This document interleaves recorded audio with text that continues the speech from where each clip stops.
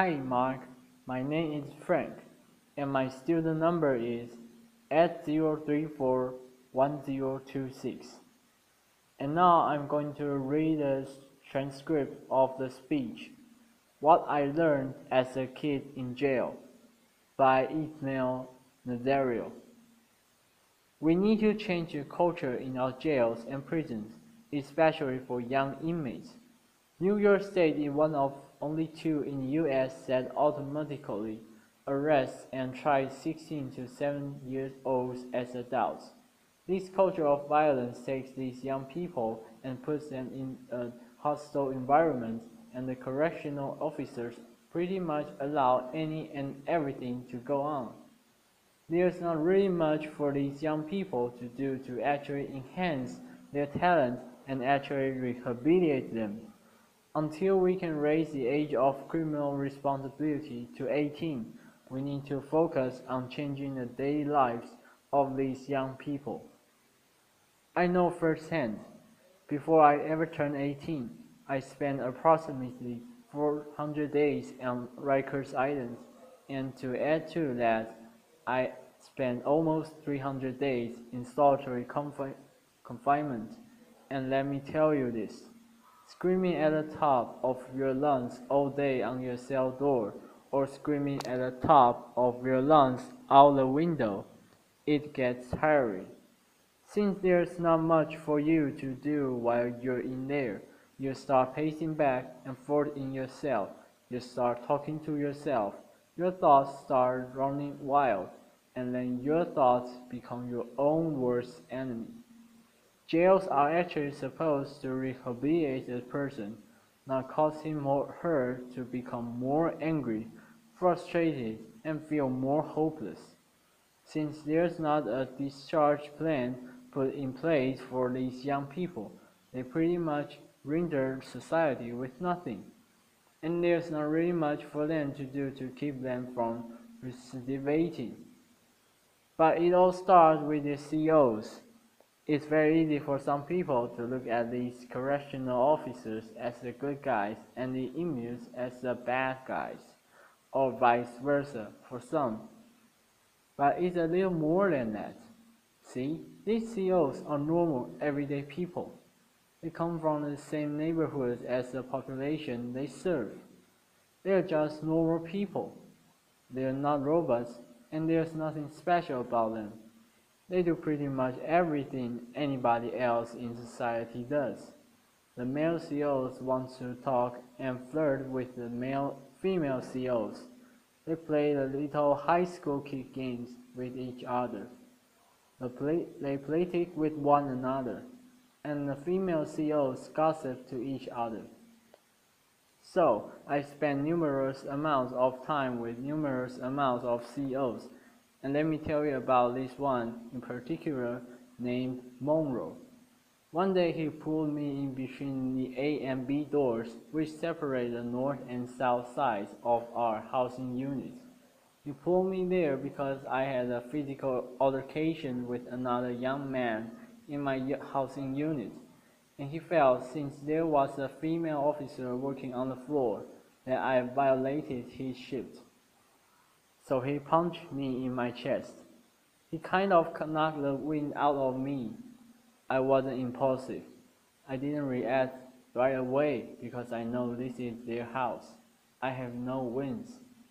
All he has to do is pull his pin and back up will come immediately. So I just gave him a look in his eyes, and I guess he saw the anger and frustration just burning, and he said to me, "Your eyes are going to get you in a lot of trouble because you're looking like you want to fight." So he commenced to taking off his utility belt. He took off his shirt and his badge, and he said, "We could fight." So I asked him, "You gonna hold it down?" Now, that's a term that's commonly used on Rikers Island, meaning that you're not going to say anything to anybody, and you're not going to report it.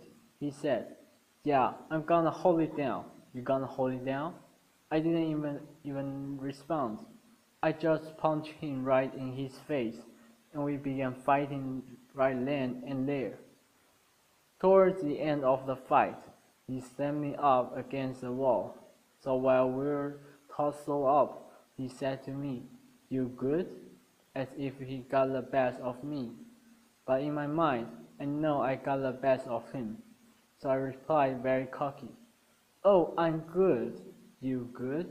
he said. "Yeah, I'm good. Very good. I'm good."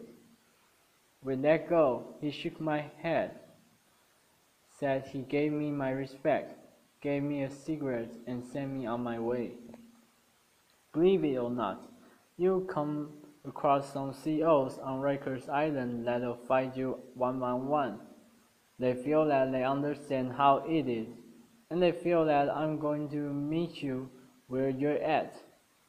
Since this is how you commonly handle your disputes, we can handle it in that manner. I walk away from it like a man, you walk away from it like a man, and that's it. Some CEOs feel that they're jailing with you. This is why they have that mentality and that attitude, and they go by that concept. In some instances, we're in it together with the CEOs. However, institutions need to give these correctional officers proper trainings on how to properly deal with the adolescent population, and they also need to give them proper trainings on how to deal with the mental health population as well.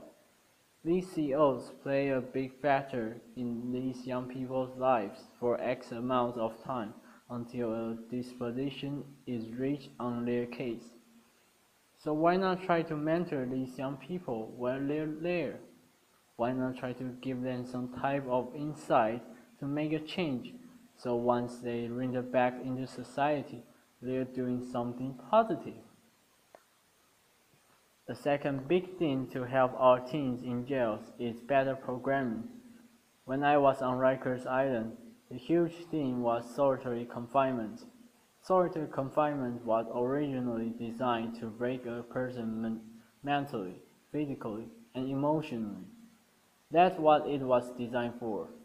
The U.S. Attorney General recently released a report stating that they're going to ban solitary confinement in New York State for teens. One thing that kept me sane while I was in solitary confinement was reading. I tried to educate myself as much as possible. I read any and everything I could get my hands on. And aside from that, I wrote music and short stories. Some programs that I feel would benefit our young people are therapy programs for the kids that like to draw and have that talent. And what about the young individuals that are musically inclined? How about a music program for them that actually teaches them how to write and make music? Just a thought. When adolescents come to Rikers Island, C-74 RNDC is the building that they're housed in. That's nicknamed Gladiator School, because you have a young individual coming in from the street thinking that they're tough, being surrounded by a bunch of other young individuals from all of the 5 boroughs, and everything feels that they're tough. So now you have a bunch of young gentlemen poking their chests out feeling that I have to prove I'm equally as tough as you, or I'm tougher than you, you and you. But let's be honest, that culture is very dangerous and damaging to our young people. We need to help institutions and these teens to realize that they don't have to lead the previous lifestyle that led when they were on the street, that they can actually make a change. It's sad to report that while I was in prison, I used to hear dudes talking about when they get released from prison, what type of crimes they're going to commit when they get back in the street. The conversation used to sound something like this. "Oh, when I hit the street, my brother got this connection for this, that, and the third." Or, "My man over here got this connection for the low price. Let's exchange information. And when we hit the town, we're going to do it really big. I used to hear these conversations and think to myself, wow, these dudes were really taking about going back in the street and committing future crimes. So I came up with a name for that. I call it a go back to jail quick scheme because really, how long is that going to last? You get a retirement plan with that, nice little pension, 401k, 403b, you get health insurance, dental, laughter. But I will tell you this, being in jail and being in prison, I came across some of the most intelligent, brilliant, and talented people that I would ever met. I've seen individuals take a potato chip bag and turn it into the most beautiful picture frame.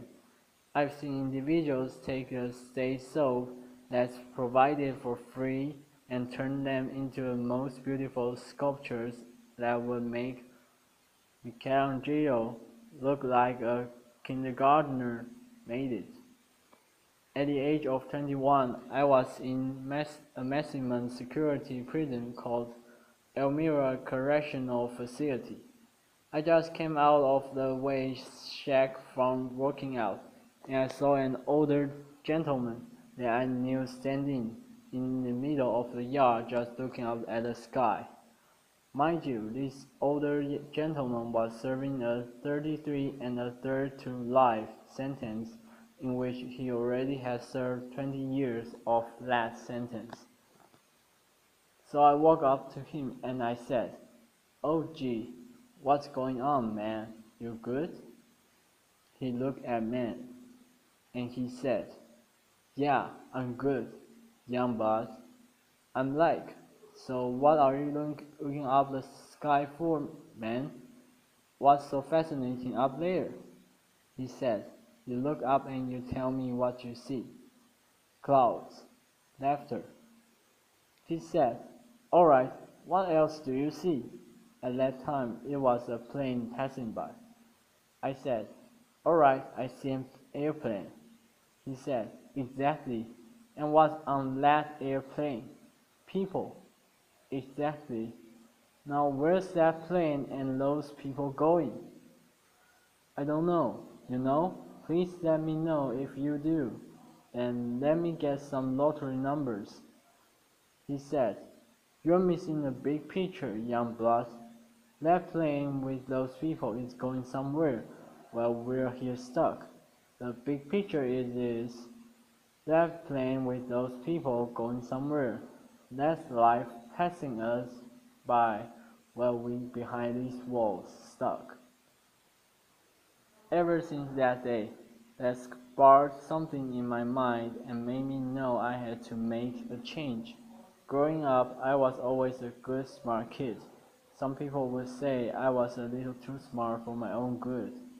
I had dreams of becoming an architect or an archaeologist. So currently, I'm working at the Fortune Society, which is a reentry program, and I work with people as a case manager and are at high risk for recidivism. So I connect them with the services that they need once they're released from jail and prison so that they can make a positive transition back into society. If I was to see my 15-year-old self today, I would sit down and talk to him and try to educate him, and I would let him know, "Listen, this is me. I'm you. This is us. We are one. Everything that you're about to do, I know what you're gonna do before you do it because I already do it." And I would encourage him not to hang out with X, Y, and Z people. I would tell him not to be in such and such place. I would tell him, "Keep your behind in school, man, because that's where you need to be, because that's what's going to get you somewhere in life." This is the message that we should be sharing with our young men and young women. We shouldn't be treating them as adults and putting them in cultures of violence that are nearly impossible for them to escape. Thank you. Thank you for your listening.